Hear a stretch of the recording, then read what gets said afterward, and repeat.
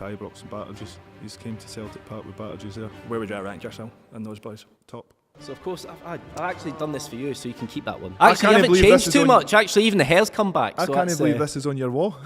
This is brilliant. How close, if at all, were you to actually signing for Rangers? So 2007, get a phone call from hi, I'm Scott Brown, ex-Celtic, and this is Midnight Boxed In. I'm sat here surrounded by 6 Rangers fans that are going to talk some pish about statements I have made. My first statement is, in 2007, you would all love me to sign for Rangers instead of Celtic.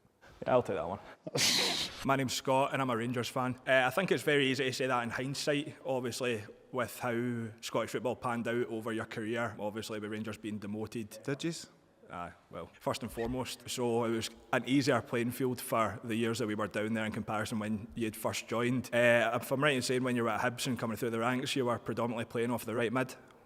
I started as a striker. Right. This is what most people didn't realise. I was really, really bad up there. So they moved me to right wing. And then Tony Mowbray was at Hibs at the time, then realised I was really bad there. So he moved me back into a number 8 and as a 4-3-3 and just had a free role to use my energy and go and cause problems. How long were you playing in midfield at Hibs before you moved on to Celtic? 4 years, 5 years. If you think about the time you moved to Celtic and didn't move to Rangers, the midfielders that we would have had that season, Barry Ferguson, Stephen Davis, your good mate Kevin Thompson, the following season coming in, Pedro Mendes, that's before you're even thinking about players like Himdani, who done a really good job. Obviously in your first season at Celtic, you came through and you were playing over 30 league games with those other players that were options in the middle of the park for Rangers, to name a few. Would you have had as many opportunities to get those appearances in and then continue your development? 100%. Where would you rank yourself amongst those players? Amongst those players, look, I love Tomo to bits. I would outrun, outfight most people in the playing ground. Like, played Hibs versus Rangers a lot of times, and we went to Ibrox and Batterges. He came to Celtic Park with Batterges there. We struggled against other teams, like, don't get me wrong. Where would you rank yourself in those boys? Top. Better than Ferguson, better than Davis? Yeah. Interesting. Where would you rank me? They're different type of players to you. Maybe the closest comparison would be with Ferguson in terms of the fight, the battle. Davis is more a player who would control the game. You play the game at his tempo. He was a good player. Yeah, especially when he came back to Rangers for the second stint. Why did he leave? Got injured, retired. The first time round? Ah, very good. Even Tomo, actually. To be fair, me, Tomo and Guillaume Bouzlin, 3 of us, we used to run year 3 ragged in the middle of the park. Quite a lot of times, to be fair. You say as well, obviously, about when you went to Celtic, obviously you ran as ragged, you struggled against other teams, but in the 5 years... No, it was Hibs, not Celtic. Not Celtic? No, we done alright against other teams. So, did you batter Rangers when you were there? I got a bad memory, shall I say. We done not too bad, to be fair. I think the first season, I think we won the league. Yeah, I'll remind you of something a little bit later than that. So in your first 5 seasons at Celtic, before Rangers got demoted down to the lower leagues, you won 2 league titles, we won 3. That's good, eh? We won 2 Scottish Cups, you won 1. We won 3 League Cups, and you won 1. And Just we also warming up, weren't I? And we also got to a UEFA Cup final in that time as well. He's done alright in the UEFA Cup final. So, you ever played in one of them? You even got close? There's no point playing it if you're not going to win it. You know what I mean? I was too busy worrying about Champions League at that point in time. How'd you do in that? We got last 16. How'd you fare there? We got beat. No. But to be fair, last 16 in European, playing away to AC Milan, Juventus was alright. What I would say is, though, obviously, we've won 8 trophies in comparison to your 4 within that 5-year span, and we've obviously progressed really far in Europe, getting to that cup final. The argument would then be... How are you paying them players? It's none of my business. Was it no? I'm not on the board. I was just asking a question. I think that's probably why. Like, yous were overpaying, and look at what happens now. Still paying the price for that. Like, yous won a couple of seasons, well done. But yous are still paying the price. What's that, 10, 12 years? What I've been retired for. I've actually... 4 years I've been retired. You still not won it. The last time that we won the title, though, is that not what sent you running up to Aberdeen? No, to be fair, my legs were going. 100%. I'm not going to... I'll always admit when my legs have gone. You've won the title behind closed doors. There was nobody there. You had no pressure on you. All the pressure was always on us, and we dealt with the pressure in front of 60,000. You just couldn't deal with the pressure. 50,000 fans. He's got so far and capitulated every year. Every January, I seen the lads away in Dubai. Every end of the season, but same story again. It was very well rehearsed though. That was very good. Your trip to Dubai was good, eh? It was really good. Enjoy it? One? The one in the COVID season? Look, Scotland says we can go.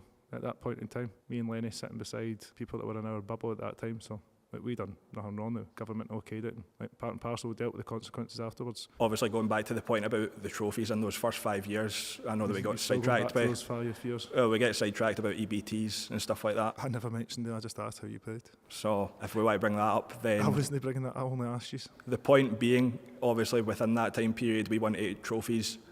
You won 4 from when you signed, which is the purpose of your question, up to the point where Rangers were no longer in the league. If we had won double the trophies that you had won in that period, did Rangers really need you at that period? Because we were double as successful as you were. To be fair, played against you in the middle of the park cup final and ran you ragged one year, and it was like me, Daz O'Day, Aidan McGeady and stuff like that. And like, we were starting up again. Gordon came in. He had a lot of good players like Sutton, Harps, and that I had to get off the wage bill at that point in time, and brought all the Muppets in, like myself, and we kept winning games. Like, we had a wee down period. It happens. Bounce back. It's all bounce back ability. We maintained that level through next 15, 20 years. Yous were down there for a reason. Yous couldn't afford to pay your players. We kept our budget. We kept maintaining our quality players, bringing Scottish players. Yous went for the best players in the world, and it capitulated the club. If we did sign you in 2007 and we went through that period of succession and we did get demoted, there's absolutely no guarantee that you would have stayed throughout that period in the lower leagues. With obviously when you were at Celtic, I know that there's been links to Tottenham, links to Newcastle. How close were you with those moves? To be fair, I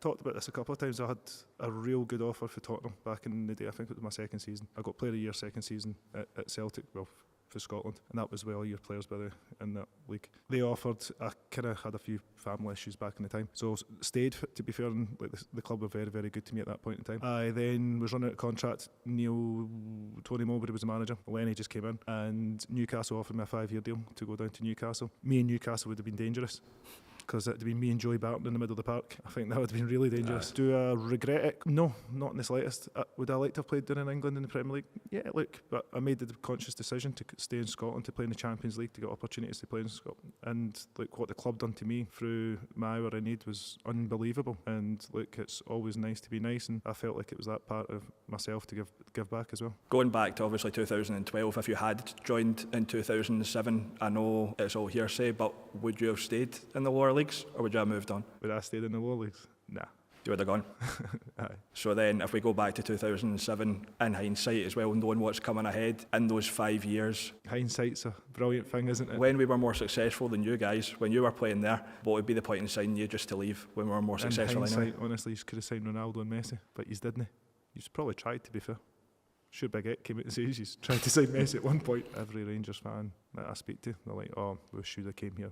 You'd have been good successor to whoever else was there. Part and parcel. I think overall, who do you think made the right decision? I think you would have been successful because you would have joined a successful team that was successful in that period. There was always success in Rangers Celtic at a period, but it's about the dominance over the years, continuously maintaining that, and that's where like you capitulated and we just kept going, and like we went from strength to strength. We got managers in, didn't work, still won the league. We then got Brendan in as well, that we went on to go and do treble after treble after treble, and that was due to having a top quality manager, but also having the same budget as what we can live off it. We talk about 2007, and obviously there was a lot of talk at the time about Like who 2007, who would you, well, that's the point of the question, who would you be going to, Rangers or Celtic? How close, if at all, were you to actually signing for Rangers? So 2007, got a phone call from Hibs to say that I can go and speak to Rangers. So went and spoke to Rangers. So Cloystein, Walter texted me to go and say that you're going to, like, bid's been accepted, blah, blah, blah, like, come and meet us. So I was like, no worries, my man. So drove through to Glasgow in a car park in Sighthill, and in the pitch black, there was David Murray, there was Walter and Cloystein, and they were sitting in a Range Rover in very dark car park, so I've jumped in the motor. Blared away, like, everything was fine, no problem whatsoever. Got on brilliantly with Walter, who's Scotland at the time, and Cloysty's unbelievable. Great chat. Him and Tommy when they were away with Scotland was exceptional. 3 or 4 days later, got a phone call from Celtic saying, look, we've also matched the bid. You can come and speak to us now. And I was like, perfect. Celtic flew me down to London, went to Dermot's house, sat, blared to Dermot, had a chat with Dermot at that point in time, had a chat with Peter, and Gordon was the manager at the time. And I still remember Strachan said, well, tried to sign Tomo but got you. How's that feel? And I was like, aye, cheers Gaffer, thanks very much for that. And he was like, no. So he was like what, build a team around yourself, Aidan, Stephen McManus, Gary Caldwell, try and get a good core of Scottish lads and people that know the club and based around the club. And I was like, perfect. And like that feeling of that willingness to go and do the extra bit and to bring you into the Celtic family at that point in time was unbelievable. To go and meet in a car park, I wouldn't even go and meet my players in a car park. I'd at least take them to the hotel. Yeah. It was like they were embarrassed. To be fair, I'd be embarrassed to take me as well somewhere, but it was like we'll do it, but nobody really needs to know. But at that point in time, everything was out, and I had the offer. It's been accepted, and that's where we went and spoke. So I think overall, Gordon was brilliant. Tommy and Coyce, two of them were texting back and forward, and you can imagine the banter they were having back in the day as well. So overall, made my decision based on not just because the money was the same, it was just a different way it was coming into your account, but everything was the same. And I think for me, consciously, I knew where I wanted to be after meeting Gordon. Appreciate it. My second statement is Alfredo Morelos is far better at getting wound up than scoring goals. Scott? Oh, do you know, it doesn't feel right in here. That's better. How you doing, Scott? So much better to see you. Oh, thank you. That's what all the ladies say. So, That's terrible.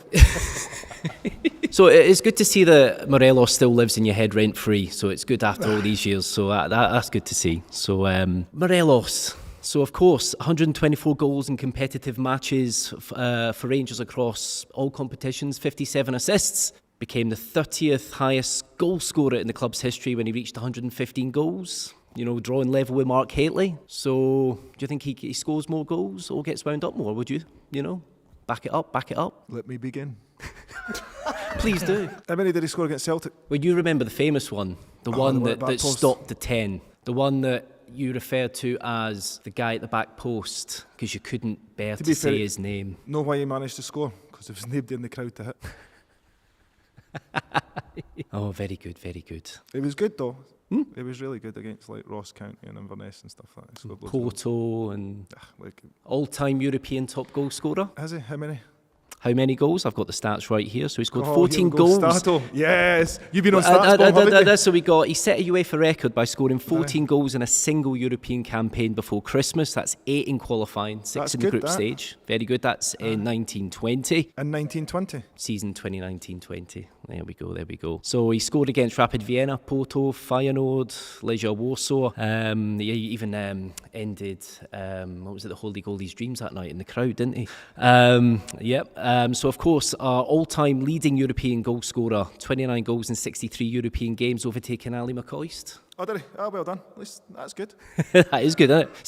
See, I can imagine. How many trophies did he win? How many trophies? Well, you got a couple of trophies. He'll be in your Hall of Fame for obviously winning loads of trophies. Oh no, do you know what? He's definitely, he's already got all them goals in Europe, helped us towards a European final. Have you been to one of those? Wait a minute. Oh yeah, that's Reverse. all right. Reverse. How many trophies? How many trophies won? He won the one that you wanted more than anything. How many trophies? How long The was he there? one you wanted more than anything, the 10 in a row. Terry Munro. He won that one, didn't he? He won that one, the one that me, you were that is all the best- singing about for years. That's the best bit of banter you've had. Right, so Yeah, how many? so How many years? how many years? Well, let's look at, you say that he's far better at getting wound up, Okay. right, than he is scoring goals. He's not too far off the same amount of red cards that you had in your career, despite the fact you probably should have had more, I think over I the played time. over 800 games. How many did he play? He played I want exact. 269 games for How many Rangers. red cards? 8. But you know what, actually, I can imagine growing up, One day you will. I can imagine that Morelos would have been one of them guys on the poster on your wall. Probably like he was. Ali McCoist probably was. Cloyce he was. Was he on your wall? He was on your wall. Yeah. Scotland. Did you grow up supporting Rangers? I played for Rangers. My big cousin played for Rangers. I went to the under-21s games for Rangers, but did I support them? Yeah. Like my whole family's Rangers fans. Oh no, that's fair enough. Yeah, I can understand. Oh, here we go. So of course, I've actually done this for you, so you can keep that one. So To you be can. fair, it's all over Twitter. That's. No, I know it is. I know that's. Actually, you can't haven't believe this changed is too on- much. Actually, even the hair's come back. I so can't that's, believe this is on your wall. This is brilliant. A couple of my mates. Actually, it's a common theme. Actually, that's 2 captains in a row that grew up supporting Rangers as well. To be fair, I played with you. You had the chance to sign me. I know, was my that's 14 true. instead of paying 4.5, but I didn't go then either. To be fair, we're not very good at making a lot of good decisions sometimes, and sometimes we are good at making some good decisions, because I think actually... Morelos. Well, what is your argument then for Morelos being more wound up than he is at scoring goals? Did I not get him sent off twice? Maybe. I probably only played against him, He actually got sent off more against Celtic than he scored goals. That's to be fair, what about the sitter he missed at Ibrox? Well, do you know what? Well, yeah, no, that was a sitter. Yeah, he was partial to a sitter. I think he went about 14 Old Firm games without actually scoring or something like that. That's almost close to me. I think that he got under your skin a little Oh, he bit. did, I yeah. think you met your match a little bit. Somebody that's not too dissimilar, that likes a little bit of a wind up, that likes to, yeah. He wound me up really well. Oh, well, yeah, He stopped 10 wound in me a up. row. I know what? The only reason I retired, right, was because Because of Morelos, my I found. I arms forgot were it too there. sore doing this. So I decided, see, instead of going to the gym, I'll just lift the trophy at the end of the season. I think, you know what? I think that 10 has hurt you more than you're saying. Oh. Now, you're in a safe space here. You're in a safe space. You may be Rangers fans, but you can let it all out. It's okay. I'll cry It's myself okay. to It's okay. So, how would you wind Morelos up then? As you say, you got him sent off twice. I would either leave him on the ball, let him finish at Celtic Park because he really struggled there. It's obviously a very hard place to go and score goals. It is. 60,000 fans not liking you. We done it quite a lot at Ibrox, to be fair. He didn't fancy doing it. But no, yeah, there was one, I remember it was at Celtic Park. It was actually quite amusing, right, because he started all right in the game. He tried to press for that. Know how he did in that kid on press. He ran about, but then died a death after about 15 minutes because his fitness levels dropped dramatically. So I thought, he started all right, the big man. I'll just give him a wee tweak of the wee calf. Wee kick out, petulant, wasn't he? Disappeared down the tunnel yet again. Wee batterges again. A couple of games later, gave him a wee wink. Straight again, see you later, big man. Standing. I was smirking at that time. I was standing, and I still remember it.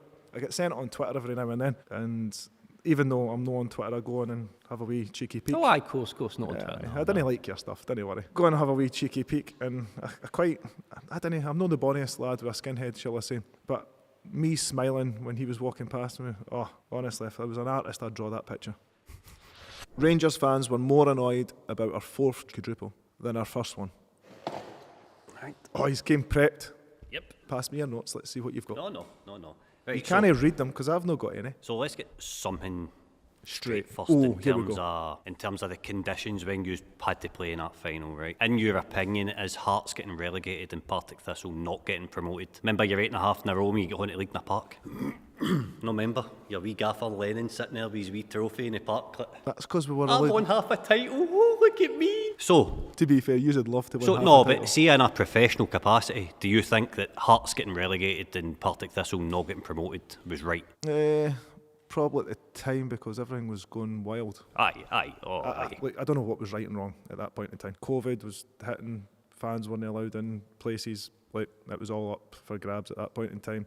We were the batterges in the league, we were flying at that Oh, point and in time. there's absolutely no doubt about that. That's not what I'm questioning. I'm trying to question the sporting integrity behind a team getting relegated and a team not gaining promotion. And then what I'm coming on to is Going you to the getting next on bit, to League in because the Park. that bit's out my jurisdiction, shall we say. Fair enough. How, in your opinion, is the quadruple treble more annoying than the first treble he's won? Because it was 12 trophies we won in a row. Right, but Rangers were 22 points clear the day you beat a championship Hearts on penalties in extra time. Tell me it the same a wee trophy bit though? about the game. You say off camera you and Nazy were getting into it a wee bit. Tell me a To wee be bit fair, about it. I love Nazy, right? We've got a love-hate relationship, right? Whenever we Similar play. types of players in terms of how he's played He the was a game. horrible guy, but I wanted him in my Scotland team. Aye. He did, all the time. You always wanted Nazy. And he hung really well in the air as well. He was nasty that way. But there was a wee bit, so there was a game before, right? And we played at Tynecastle, and it was getting heated. And it was always me and Nazy. It was always the two of us. Two of us were bald as a coot at the time, right? And it was, Hearts were doing actually no too bad in the game. And I've made a slide tackle, I can still remember it, right? Out wide, and Nazy stood on my crown jewels. Literally caught them a beauty, right? And it was lucky I had kids at that point in time. So in the back of my head, I was thinking, matter of time, don't worry. I'll always get Nazy back. So about 2 weeks later, I've seen Nazy at Stevie Whittaker's golf day, Aye. right? And everyone was standing back going, what's happened? Aye. Because I had a big scar in my leg, and they were like, oh. And I was up to Nazy, gave him a wee cuddle, right? So still in the back of my head, I was thinking, good chance, I'm definitely going to get you back. So cup final comes, we're running about, we're smashing each other. To be fair, they started going up, we started going, scoring goals. I've went off with cramp, Nazy's went off with cramp. I remember it was extra time. The two of us, right, see, because there was no fans, right, we didn't watch the game. We shouted abuse at each other for the whole game. Every tackle that was made by a Celtic player, I was like, get it up you, as I could imagine. Aye. Nazy was giving it back. Every time they scored, he was giving it. Every time we scored, then it went to penalties. And then it was like squeaky bum time at the time, to be fair. But as soon as that last one hit, I've hobbled as quick as I could down the stairs, straight in, and Nazy's face was like looking down, but the two of us were like, mutual respect at the same time. The two of you want to win games, it was part and parcel. Right. You want to be nasty for 90 minutes, and I think that's what's probably missed in football. Aye, definitely. I love the hatred, I really do. I buzzed off the hatred. See, the more people went booed you, they got into it, especially at Ibrox, I absolutely buzzed off that. See, if he's all went quiet and says leave him on the ball, I'd have probably panicked. Aye. I probably would have. I would have been like, they didn't like me. I really enjoyed the whole part of being hated, and I love the environment, the Rangers, Celtic, getting the crowd back in, and that 6,000 fans, because see, when you win, especially away from home, it means so much. And you loved the amount of times we went to use and seen your stadium empty, but we had 150 fans in the corner. It's terrible. And we went with Hibs at the point in time as well. We went to Ibrox and Celtic Park, and we done the same. It was like 900 fans.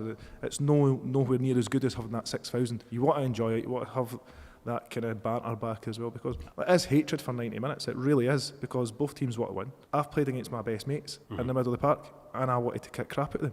They wanted to kick crap at me. Me and Wits were manager and assistant at Ayr, and we still talk about it. We went down the tunnel, we never spoke to each other for the week beforehand, and it was all just due to mutual respect more than anything. And it wasn't because we didn't like each other. Afterwards, we jump in each other's car. And Rangers fans and Celtic fans never really understood that we've been friends for 20 years. And we've came in, and there was a game we played. I got sent off for headbutting Kyle Lafferty at Ibrox. Right. To be fair, I tried to headbutt him. Right, but he was a lot taller than me, so I couldn't really get there. But I gave it a good go.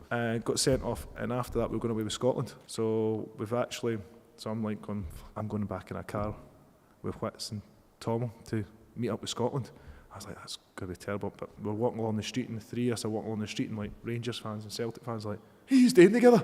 I'm like, it's 20 years of friendship. There's 90 minutes of hate and kick crap at each other, but it's like training as well. We battered each other in training, but it was to make each other better as well, but also to hopefully get that little bit of banter as well, but also to get one over your teammate as well, and for the best for Celtic, and Tom would have done the best as well. I remember, I think it might have been Lennon's post-match at a time where he's won the quadruple treble that day. Was there a sense of relief when I he's think won there's it? always a sense of relief when you win a trophy. There's a lot of anticipation of us automatically winning it. And there's a lot of pressure on each and individual as well. I think Lenny's one of the only managers to win a treble as a player and also to win it as a captain. Right. I think there's no too many managers that's done it in Scotland. So I think that's a lot of pressure off of him as well. But for me as well as a captain to go and do the quadruple was unbelievable. Do you still think the fourth one annoyed us more than the first one? I think everyone annoyed you, if I'm honest. I think you knew we were a better team, but it really did down deep in you. And you hated us, and I loved the hatred as well. But if you flipped it, could you imagine what it would have been like being in your shoes? You having winning those games week after week and winning trophies after trophy. Right? You got to make sure you earn the bragging rights, because the better teams don't always win the games, but it's the teams that will grind out them and know how to win those games will take it as far as you possibly can. And we had that team morale that you can win games week after week, and we were not always going to play great football. We played some great football under every single manager, but we also had to dig really deep in games, because there was a point in time, I want to say Brendan Rodgers, Motherwell away, it was invincible treble. Right. We went 1-0 down, Louis Moult scored, we went, I don't know if it was 1-1 to 2-1, then it was Tom Rodgett late on, we ended up winning 4-3 in the game, but Brendan's changed, we never played a back three ever. We went 3-4-3 and we just pressed 11 daylights at them. Colo Touré played at the back, and I think it was one of his last games for Celtic at that point in time. And it was like small details define you as a player, but also define a manager and define your season as well. So those moments, did we get lucky? Probably. But we earned that through working relentlessly, but also having that belief in each other as well, that we would win games after game. I think in terms of the quadruple treble, if I'm being honest and upfront with you, the first one annoyed me more because Rogic scores against Aberdeen. It's the season before Ryan Jack's ready to join Rangers, and you've got a banter. Here's with Pedro Caixinha, Carlos They were Peña. good years, to be fair. Aye, for you, aye. Aye, for you. You not enjoy them? No, not really, no. No, I quite can't- enjoyed them. No, I can't say I did. I can't say I did. At least I'm honest about To it. be fair, Johnny Hayes should have squared the ball to, can't mind who it was. They had a good chance. They broke Oh, out. it was Johnny Hayes at Aberdeen. He was at Aberdeen, so Johnny scores for a free kick at the edge of a corner for the edge of the box. Griff's are supposed to be marking him, so Griff goes front, ends up being front of the edge of the 18-yard box, moves for some reason. They clip the ball. Johnny finishes back area. Then we go 1-1, and there's probably about 80th minute, they have a run up the line, pass back, but I think it's Cal that makes a great interception at the time. And then after that, Tom goes and scores, like, wonderful goal. That day to me felt like when Broke the ball, your heart, didn't it? when the ball hit the back of the net, you knew the quality of manager you had in for a start. I don't think we're going to see a manager of that quality coming in again for a long time, unless there's some big money invested in Scottish football. No, Brendan was unbelievable. Just for my career, right? Lenny was brilliant. I had Gordon right at the start, and it's 3 managers that I still speak to now. Right. And there's a reason I still speak to those 3 managers, because they probably influenced my career more than any other manager did in the whole entire time. Look, you've got to be lucky as well. You've got to have that little bit of luck as well to be in the privileged position that we are. And even at the start, Hibs didn't have any money. Me, Tomo, Whits, Gaz, Deeks, all the lads came through because they had no money, they were skint. So you've got to be in a position, but then also have the ability to keep going, to keep driving it in as well. But I think Brendan, for me, I was 30-year-old at the time. I was close to retire, well, no close to retiring, but started to think that, what do I do next? Where do I go? I've popped my hammy a couple of times, probably knowing the best playing career as I probably should have been in that at that time. Being in my 30s, I should have probably been in my prime. And then as soon as he came in, he changed my whole routine, training regime, fitness levels, mentality, and that was due to a manager having belief in you, but also he installed everything from me to give to the lads as well. It wasn't just dictated by him, it was dictated by us on the park as well. See, just sort of one last kind of point or question. See, in the 10-in-a-row season, obviously the COVID, there's an awful lot. Celtic were really, really struck by injuries. There's a stigma. We were poor, to be fair. There's a stigma attached to that season that Celtic didn't win it because the crowd wasn't there, and Rangers won it because the crowd wasn't there. Yeah. I'll back that up. I think that I do believe that. Do you think it would have been a closer title race if That would be a the lot crowd closer. been in? I think, look, if you look at Tavernier's captaincy at the time, how many trophies he's won compared to Cal and myself at the time, you got, like, we had that winning mentality to drive to get over the line. He's never really had to get over the line at that point in time, and he won a couple of trophies back then, but like to keep going continuously, they've not really had that kind of drive, that influence throughout their career. So where Cal's been driven, Right. I got driven for Lenny, and it was like built into you at the start, and Gordon really installed it to me to start with, because we were at Hibs. Like, we beat Rangers, you get beat for Dunfermline, no disrespect to Dunfermline. Then we would beat Celtic, we would go and get battered for Hearts, or we'd go and get beat for somebody else. But to have that continuously, to go week after week to win games, to have that mentality to go, it takes special players to play, because you've seen players come for English Premier League, like for Rangers, Celtic and other, that struggled because the crowd, if I'm honest, and the crowd get on top of you. My next statement is Joey Barton came up to the Scottish Premier League, yous were all buzzing, and I managed to send them back down to the English Premier League. I'm not going to lie, right? I met Joey, I was managed at Fleetwood and he was at Bristol City, and it was fucking unbelievable. I'll tell the story on this as well, right? It is fucking priceless. So we've scored in the 96th minute, right? Bobby Madden was the referee, and there was only 2 minutes. 2 minutes. He's down We there. went down for 1 year. No, And there was 2 minutes injury time, right? We scored in the 96. Joey got sent off in the 94th, right? So we've drew the game away for him. We're fucking buzzing. He's doing the walk of shame all the way around, right? So after the game, he's like, come on in, have a beer. So we've went in, right? Our chairman obviously sacked him at Fleetwood. So he's chapped on the door, and he was like, came in, and he's like, am I all right to come in? He's like, aye, come on in, chairman. He fucking turned the lights off and went, let's fucking get him! That was one of the funniest things I've seen. You seen the chairman like fucking panic? Hello, how you doing? I'm very well, how are you? I'm grand. I don't think that any Rangers fan at the time was particularly buzzing about Joey Barton signing. Not think. I don't think so. I think that there were warning signs there. I think talking that big game about, I'm going to run the league up there. We'd seen players come up from England before and completely capitulate. You know, for decades before that, I've got a wee list. Oh, let me see your list. I've got a wee list. Freddie Lundberg, Roy Keane, Juninho, Carlton Cole, You just rhyming off Celtic ones? Ian Wright, Dion Dublin. I'm just saying that, you know, certain clubs have kind of set a standard for English players coming up and doing poorly. So I don't think that anyone was really buzzing about him coming up. I mean, I can't argue that he wasn't a disaster. To be fair, he was playing in English Premier League Sure, for a long, long time. it was. And Everyone talked us about how good the Premier League was and how hard it is to get into a Premier League team and how much money there is down the road. And as soon as he says that statement, I was like, I'm going to kick fuck it up. I'll bet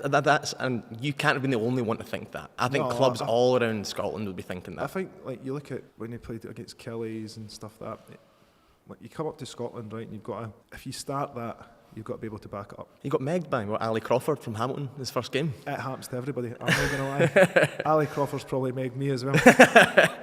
But you've got to be able to back it up, and at that point in time Rangers were nowhere near good enough to back that up, and with one player coming in, and even when he didn't really set the light on fire, if I'm honest. He came up with a big personality, a big attitude, and like, we played in the game, and the back of my head was like, every 50-50, I'm going to do it, I'm going to make sure I win it. So there was 3 drop balls, I won every single drop ball, literally every single drop ball. Any tackle in the middle pass, sprinted to him, and he didn't have the fitness levels. He didn't have he was very, very good football player. He was, and can't deny that. But he played in the English Premier League for that long, and everyone moans about the Scottish football and the football that we play, but the style in Celtic Park and Rangers can always be perfect because the pitches are really, really good. So for us, it was about making sure we set the tone early doors, and that was my whole football thing that day. It was sitting in my head, standing in the tunnel, going, "This is my time." And I'm going to make sure I do it. And my whole game plan was to make sure any time he got the ball, I smashed. Do you think in the statement you made that, you know, you personally sent them back down the road, which wasn't the case? Any team that he played against I was didn't also drive him, chomping did at I? the bit. No, but I mean, like, you I ain't weren't no the only chauffeur. player that was chomping at the bit No, to, but to that's the prove thing. a point. And everyone wanted to do that. Aye. See, because you've got that like, big personality, big ego, I'm all up for. Mm-hmm. You need to make sure you back it up weekly. Didn't back it up, wouldn't win games, and then went back down the road and played in the English Premier League for another 2-3 seasons. So for us, it was never a bad football player. He just probably underestimated Scottish football, and I think riled up a lot of people in Scotland, and everybody in Scotland thought, right, this is our opportunity to go and get back at what he says and what about the league and stuff like that. And the league, it might not always be pretty on the eye, but tell you what, there's a lot of good football players, there's a lot of hard-working players, and they take that as disrespect. And I wanted to make sure I taken that disrespect as well, and I went to settle the shop, as did probably everyone that he played against as well. And I think that the disrespect is evident even from a Rangers perspective, though. That's kind of the point I'm coming at here, is that... I would say, who's the press officer at the club? Because when you sign, you should never be saying anything like that. They should be automatically, you come into Rangers, this is what we say, this is how we talk. Celtic, we get drilled. Right, talk about the next game, focus, commitment, this is what you do. Standard. You never talk about 5 games ahead and playing Rangers and Celtic. It doesn't matter. It's the next game that always matters. Aye. Even, look, I'm at Ayr, we talk about one game.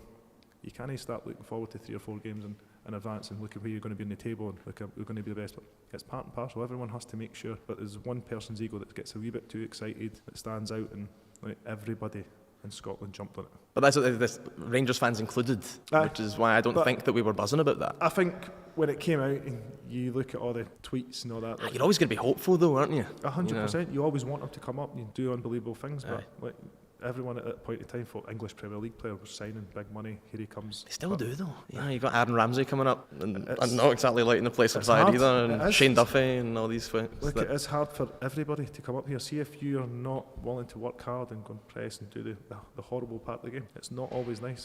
See if you're playing away at Ross County's Inverness on a Tuesday in December. You can't afford to carry luxury players for those sort of very, games. very hard. We had Big Samaras. He didn't like going to Inverness and Ross County, but he'd turn up when we played AC Milan and stuff like that. So you give players like that the benefit of the doubt. Joy didn't turn up. Yeah. I mean, it's hard to really say much more about it, because and I think I speak for everyone here, that Troy Barton was a disaster, and since then has also been the sort of poster boy for people from the English Premier League coming up. Yeah, there's probably like Alan Thompson, Chris Sutton, John Hartson, all came for the Premier League. But they played underneath Martin O'Neill. They won a lot. They got to Seville. They done really, really well. So like, there's a lot of hope as well, and there's a lot of good quality players, and like, probably loads at Rangers as well that's came up from down England as well and done really well. So I think they've got to understand what the Scottish lads are like, what the dressing room's like, what the weather's like, and then it's all about winning games. Because I'm not going to lie, you could be as good as you want, but see if you didn't win a game at Rangers and Celtic, you're a has-been. It's simple as that. I'll give you a good story about Joy though. We bumped into each other again, and they made a huge thing of it down in England, right? I was nobody down in England, right? Joey's still a big personality down in England. He was at Bristol City. He'd been at Fleetwood 3 or 4 years before me. So we've played them away from home. We are 2-1 down.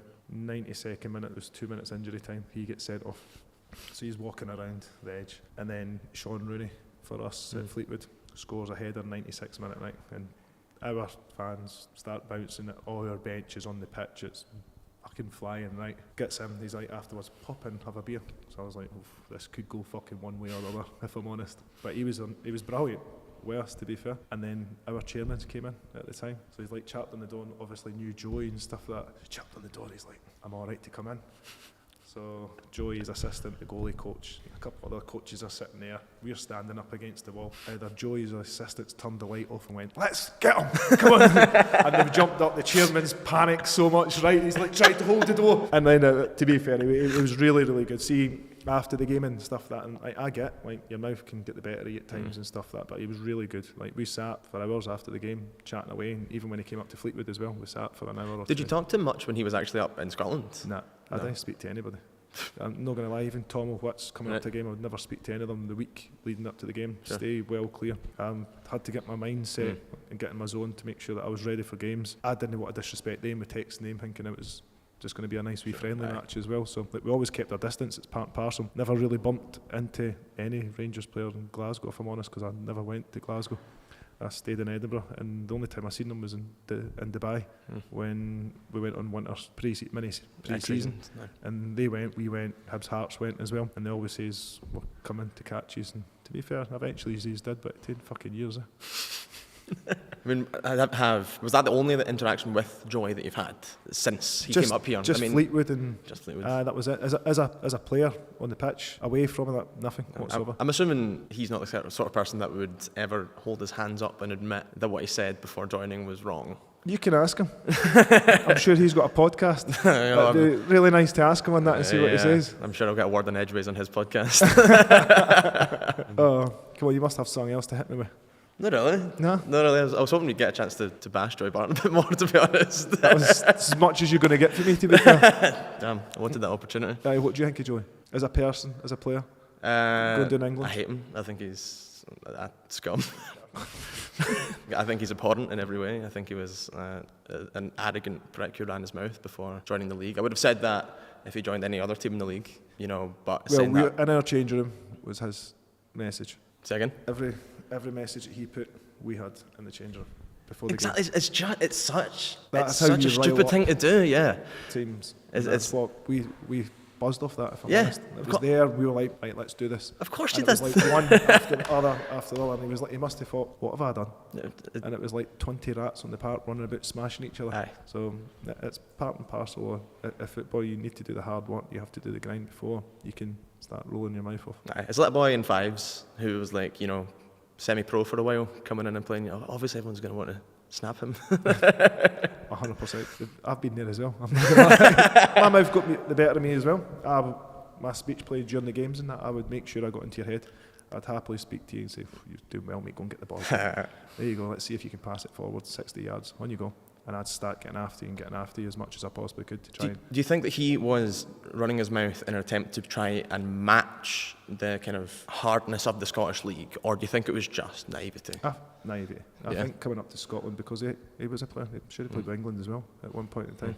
He's been at Newcastle, Queen's Park, came from Man City, so he's had a good pedigree of football teams and good understanding. So he probably thought coming up to a Rangers and Celtic and you're playing a Hibs and Hearts in front of 10, 12,000 at the point in time, it's going to be easy. No football game's easy, never, especially up here as well. What the fans expect, what the lads expect as well, especially in that changing room, the Scottish lads, and I'm sure they would have probably had a word with him after saying it, but it's too late at that point in time. Targets on your back It's already. everywhere, and that's when I go back to the press officer. That's when I go back. Like, you should be, as soon as somebody comes in the club, this is what you say, this is your statement. It's boring, yes. So do you also think the Rangers are to blame for that as much as him? Well, For letting him... if they're run his I mouth? don't know if it was club media or if it was beforehand. I don't know, but if it was club media and he says that, then like, there's a huge problem there. Graham, that was easy for you. No, I know. You actually ran out of slot John. My banter was never that bad. Rangers fans just taking it too serious. I'd shake your hand, but you're too far away, you know. I wouldn't want to shake yours, probably. Oh, don't break my heart. I think that you need to be an example to some extent, or at least responsible for your actions. And and did you have any positive intentions with any of your actions? And did you say earlier in this that you are buzzed off the hatred? Yes. And so is the winning not enough? No. Right. So how is that being taken I too got under your seriously? If you've skin. got a genuine intention to goad, not only like players, fair game, gamesmanship, fair play, but beyond that, actually going towards opposition supporters because I loved it. Yeah, Really which did. I'm saying people are well within their rights as paying punters to take seriously. I'm talking about when you were up in the advertising hordes at Ibrox. I'm talking about when you went in front with your sunglasses on at Ibrox. I'm talking about away I at want to know who Parkhead. turns up with shades on when it wasn't that sunny at that game. But thanks. And what? To be Right. fair, thanks very much to Celtic fan. that done that. Well, the point is that is a reasonable thing to be aggrieved at. And for you to say otherwise is ridiculous. Okay. Right. So for 90 minutes, you can shout, abuse, whatever you want, right? For 90 minutes. And I sat there and couldn't care. For one small thing, I put a pair of shades on. That was, I gave you 3 there, to be fair. oh, sorry, I stood on your boards. I didn't break them. I was very gentle with them. I hope you will. Very gentle. And what was the other one? At Parkhead, Halliday, what was it Gerrard said? Stood up for his people or something like that. I mean, that's maybe a bit strong, but you know, you didn't. You could have, well within your rights, celebrated your achievement, which it was, without going at an opposition set of supporters, and you chose to do that instead of just They celebrating. were the closest ones to me. I was just excited. It's convenient, isn't it? It was very convenient. Aye. It was a shame that they were right there in that wee end. Besides- Instead of the whole, was it the rest of paradise or whatever it is? Every Look, day, hi. all your Yeah, it's all Bane- starting to come out now. eh? Aye, so it is. Come on so over it to is. paradise, Aye, my aye, man. aye, aye. We'll get you a sleeping tablet and you can sleep through the whole 90 minutes. Do you know, the thing about Celtic, sort of Parkhead as a whole, right? You've got this greatest, you know, all the things you say about Parkhead. Parkhead's a whole. What about walking up London Road there? Look at that. You've got. Well, since they built the Emirates, it's maybe slightly better, but That's you know. lovely. Point being, you've got a stadium full of these supporters who are apparently the best in the world, and that wasn't enough for you to celebrate with them. You had to celebrate in spite of the opposition Yeah, but I supporters. celebrated with the best in the world, but also the other ones that were there as well. Right. I thought you would want to be part of celebrations because it's been a long time since you've seen some. So I just thought I'd show you what to do. I mean, we've mentioned 10-0 on this already and how it didn't it gets happen. boring, but eh? I think everything's out of spite is essentially the bottom line here, isn't it? 100%. Which is a weird place to come at it from. You know, if you're playing for a team or playing against a team. It was you know, bragging rights. right. Bragging And rights you is had so them good. without involving the opposition supporters. No, I just celebrate beside them, not to them. Beside them, right? So we're moving the goalposts quite substantially. No, the corner flag was still there, and I just got right there. There was no goalpost, like you never got close to them. So it was like the corner flag where you usually kick the ball along in that area. So I had to go and get the ball back, and like, at the end of the time, We do love a corner, and we do love to somehow be counter-attacked from a corner. I'll give you that. Although we've been better this season. I would like to say I've watched, but I've No, not. you're too busy being in London when you should be in there, eh?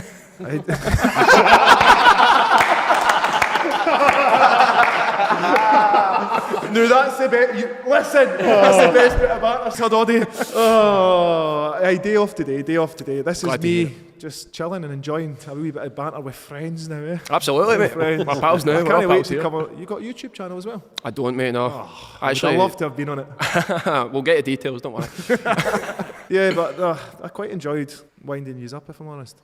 I've enjoyed being wound up, so the feeling's mutual. But I think, to your point, it's not been taken too seriously. It's proportionate. You've wound people up intentionally. They've been wound up. You do But have I've done that in the pitch, right? Never outside. the quote, which I agree with for you, is that football should stay within the stadium. But we both know it doesn't, and you've got some sort of responsibility. Not that you deserved everything you got from probably deserved a most minority of Neanderthals. That's not what I'm saying. I'm saying that you have a responsibility as a public figure to expect what's going to come, and then it comes, and then you're like, oh, it wasn't that serious, it wasn't all that. It was. People pay money, people get wound up, too wound up, and then That's not my problem if they get too wound up. it's not your problem, but you do hold some responsibility for it. What about when yous won? Same goes. Who did the winding? Who was the Bruni? You didn't have anyone with a bit of personality, did you? Well, maybe that's the problem, eh? But that's not what I'm here to debate. That's a fair point. Your debate, hey, I'll take that on, and I'll maybe think about in the future that if I gave 2 fucks. Nah, I didn't. Nah. I quite enjoyed it, if I'm honest, right? And I really do still think, see, at football, go and have a bit of banter, go and slaughter me for 90 minutes. Stay with the teammates like that, yeah. It's more personal, it's really good, right? So I can hear the away fans slaughtering me, the individuals, 20, 30, 40, 100, whatever it is, slaughtering us. I quite enjoy it. Like, the more personal it is, the better it is. It's 90 minutes. Actually, I went with my pal the other week when you get sent off against Thistle, and Proud moment, It yeah. was. I heard Was all that that. too much as well? No, that was just right, because actually I forgot you were the manager. Turned up and I went, Scott Brown's the manager. I need to support Scott Brown today. And Did you I have your airstrip on? Oh, that's aye. There's some loyalty somewhere, you know. We're bonding now. We're bonding. If these get I'm some, going to just need to turn you find to the it. good side next, ain't I? Aye, try. I tell you what I will say, right? I know I'm supposed to beat your throat here and all that, but I remember when you stepped up to the plate with Glenn Kamara and supported him after he get racially abused, and I'll always respect you for that, and every Rangers fan should as well. However, I'll give on that. Nobody Absolutely. should ever be racially abused, and that's Absolutely. one thing that we stop at football, like slaughtering people. Like if he's terrible, he's had a bad game, get off them. sure, but that, I remember that, and even like my dad remembered. You know, there's people that probably wouldn't have too many good words to say about you that say good words maybe, you know, about that, and it's good but that you also see a line and I think everyone's a human being though. At the end of the day, agree. But like you take everyone as it is. Glenn was a really nice man. He was. I met him down in Leeds, I says earlier, and we spent 10-15 minutes chatting away and stuff like that. And like he was a good player, still is. Done Totally. really well for himself. No, I But agree. that's just too much. And like the hatred that he was getting online and stuff like there's a lot of keyboard warriors out there. They sit there for so long, right? Never go to a game, slaughter people, want to do all sorts, say things. Like, you do things for 90 minutes afterwards. I honestly couldn't care. Agreed. Like, till the next game, like you've got those bragging rights. You stand there, you're in charge, you're on top of the league, you're wherever you are. Next game comes, then go and fucking own it. Know what I mean? It's your opportunity now to go and set the record straight. You've got 90 minutes. Come on, whether it's Glenn, it's somebody else. Like that part of football should never be seen. But the part of me wanting to fight and to win for my club and to have that smile on my face, with cheekiness as well, I loved it, and I'll never change that for the world. I never would.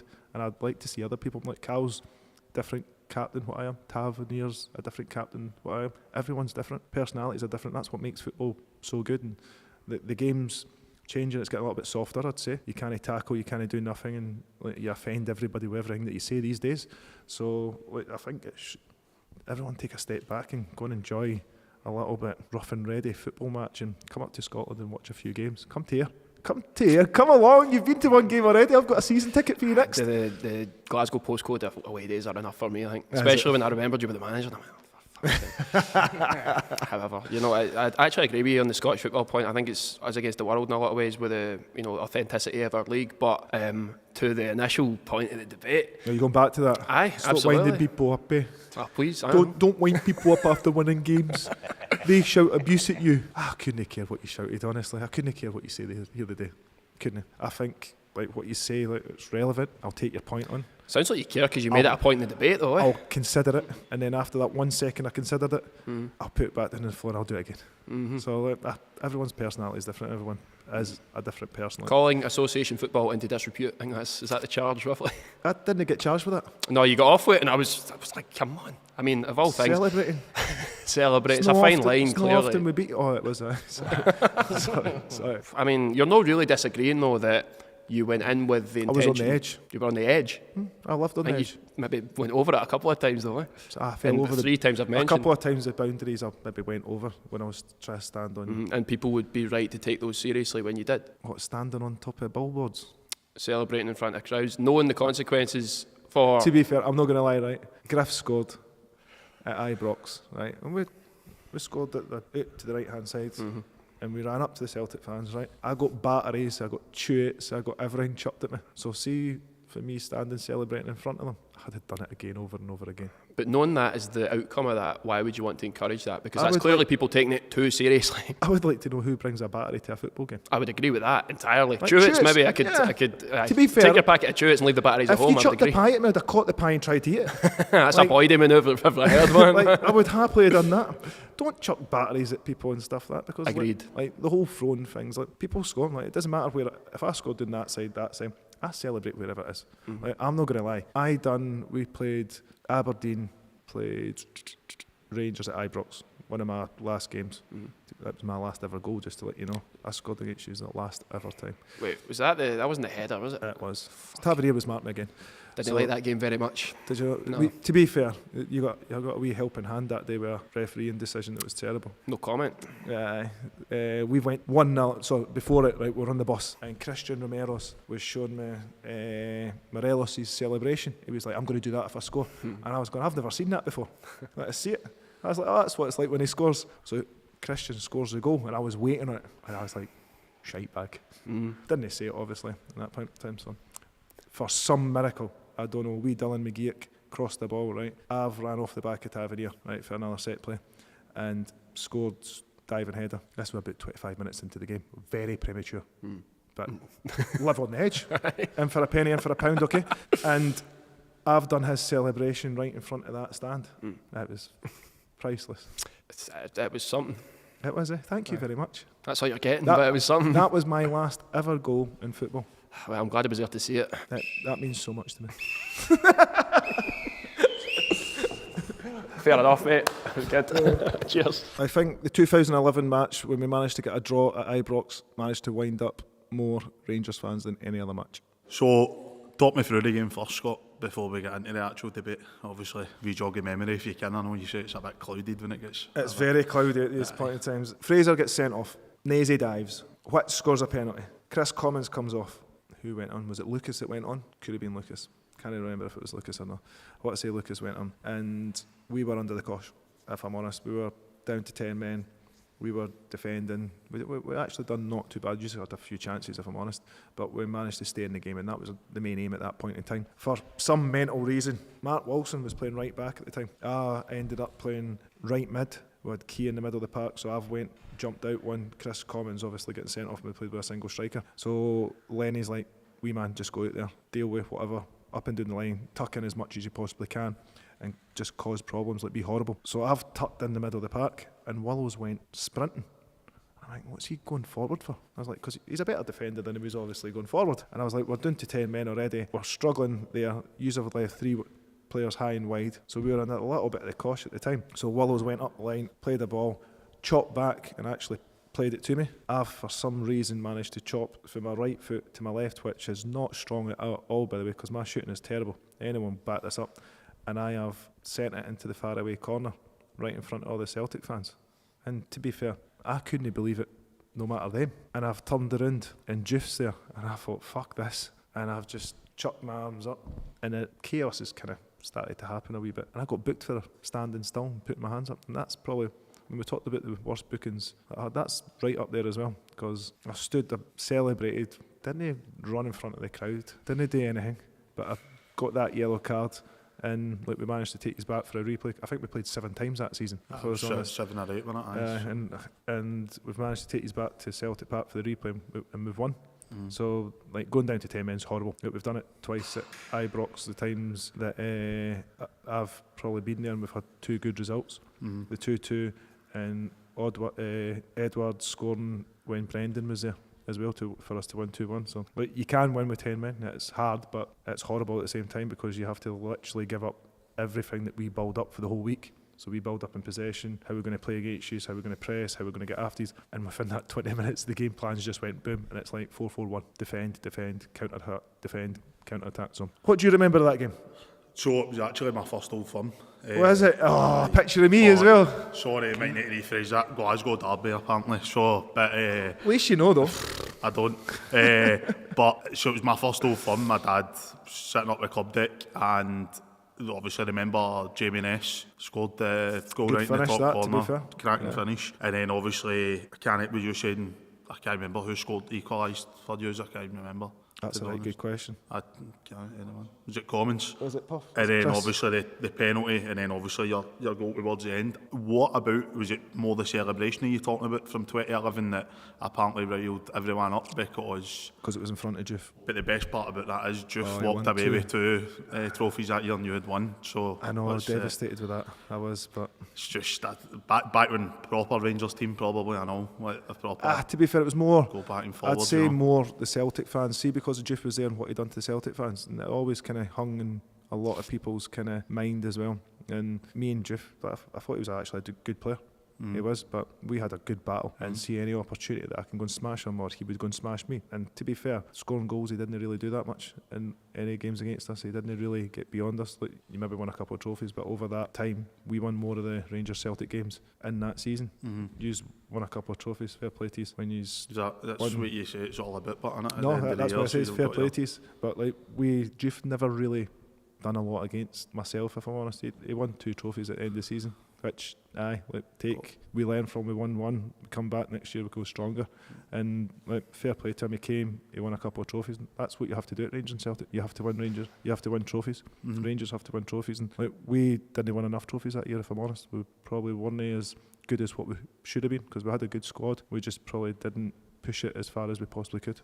I think that's fair enough. I just think, like, from the aspect, I get the whole Celtic fan thing and stuff like that. Like, didn't really think he was an overly great human being either. I thought he was a good footballer. Thought he's obviously came We up actually agree on something. Huh? We agree on something. Aye, Bill, That's terrible, eh? I know, that is bad. But I just think going back to the actual original point is, like, when you say that annoyed Rangers fans more than anything else. I think it's a celebration at the time because it was right in front of him. Honestly, hand on heart, like, I was very young, right? Yeah. So it's probably a wee bit different. I didn't pay an awful lot of attention, as in, like, I agree that maybe other people, but me personally, I just thought I've always been brought up with good Rangers teams that won things, especially for like the late 90s all the way through for the different teams. So you know what the late 90s were like? So, like winning games continuously, like that's what Celtic fans into then go. 2000s, and then and obviously when we ended up getting the motion and stuff like that, I just think I was always brought up on trophies as well. That's what Rangers were all about, and like at the end of the day, How's the last 10 years been for you? hard, mate, I'm not going to lie. That puts a smile on my face. At least you admit it. No, 100%. It's hard, but at the end of the day, I'll still be there supporting them every week. So it's That's what you do. That's the Never thing. shied away from that. I just think when the so-called, what I would call, and probably other Rangers fans would call, the proper years when both of them are going nip for top, normally Rangers were the ones that did come out on top. Obviously the last 10 years we had to bite our tongue, take a couple of batterings. Didn't overly agree with the allocation getting cut either, because I think that's what makes the game. It killed the game, eh? That's what I think makes the game great. Yeah. And I just thought at that particular time we just had to take a couple of hammerings from the aspect of how far apart the teams were in quality, which even I can admit as a Rangers fan. I do actually agree that I think it's ruined the atmosphere completely. Obviously I don't know what obviously the other guys will think, but I just think that was something that made the actual game special, was the amount of away fans that were in the ground. And I think even looking, like, say, no Rangers fan, Celtic fan, you look at telly and you see the emotion, the passion in those games. You don't get that with 500 in a corner. You don't feel that, you don't hear that in the stadium. You want to hear that buzz, especially when whoever scores it, like, whether it's away from home or at home, you score. You want to be able to celebrate in front of your fans. Yeah. You want to be able to hear them. And like, you could hear a pin drop, like when what did we get, 500 fans? it's like 700. So when we scored at Ibrox, it was like hearing a pin drop, and you had a few fans at the top corner celebrating, and you had to run 75 yards to go and see them. Then you weren't able to go to that corner, It was a nightmare. But I do agree, it's ruined the passion of the game, and like the quicker they get back to that, the better. But you started it, so stand up and be counted and get it sorted. No, I agree with that. It's obviously that's what happened. I don't necessarily, even though I'm like to say I'm one of the biggest Rangers fans you'll meet, but I can admit when obviously the club's got it wrong, and I do think that was one of the occasions. I think that's a good thing though. Like, everyone makes mistakes. Yeah, Everyone messes so up. I do think that is, obviously I don't know how everyone else feels, but it's just a personal opinion. But going back to the actual main point in the debate, the big man's walked away with 2 trophies and you walked away with 1. If he would have stayed any longer, I'd have battered them up and down the road with trophies. I don't know. Yeah, I mean, honestly. if he kept that team, I think we'd have probably give you another couple He'd have given us a good run. of. We would have probably, we got stronger and we got more momentum behind us, and like Lenny was great at that winning mentality as well, and having a drive and having a force. And I know you had Walter, and like even that Cloystein, Lenny at the side of the park, that was unbelievable. Aye.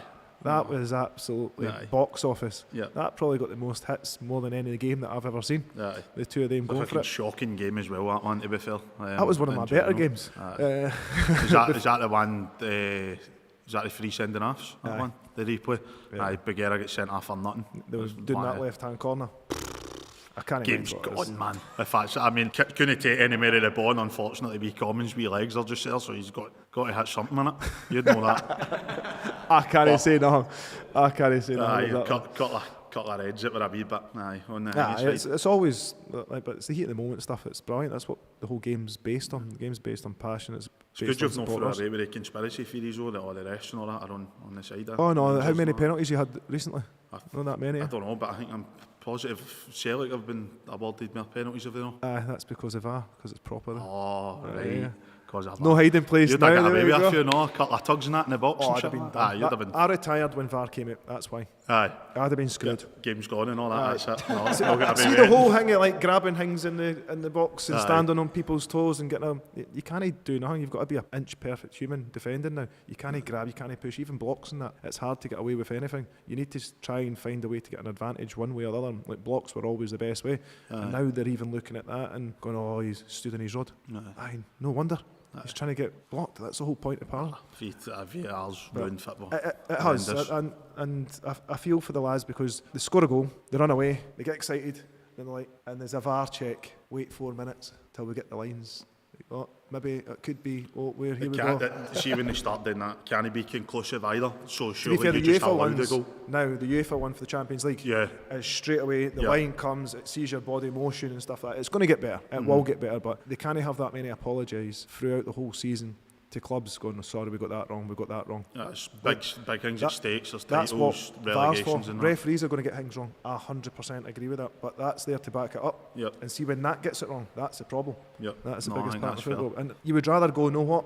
Let the ref get it wrong, and we'll deal with it, and we'll phone Wally as we usually do, and we'll moan at him. It doesn't change because there's not enough refs in Scotland. There's not enough money in Scottish football to get them full time to make sure that we can hopefully get them to be the best they can possibly be. Because you see the English referees, they're a little bit more understanding of the game and temperamental as well. See, going back to like 2011 and before that, when you were obviously talking earlier, and one of the points is 2007 you joined Celtic, and obviously before the demotion. Would you not even say from a player's point of view, and obviously the standards that you would want to set, the standards that you would want to play against, that the actual quality in player was night and day, considering if you were to play against that for like your span over your Celtic career, you would not have won anywhere near as many trophies as what you but obviously ended up. You were spending winning. fortunes that you couldn't keep up with. And So was every other team. We were just obviously stupid enough to get caught in it. It's really what happened. Celtic know what always keep their- Arsenal were blatantly doing it down south. There's teams like that. It's just I can't question had to set an example, so obviously it had to be Rangers. Big bad Rangers and all that, as usual. Big bad Rangers. Arsenal. Where did you come up with that one? I just knew they were doing it. I know, mate. I don't know. That was Midnight Boxed In. Make sure you like, comment and subscribe.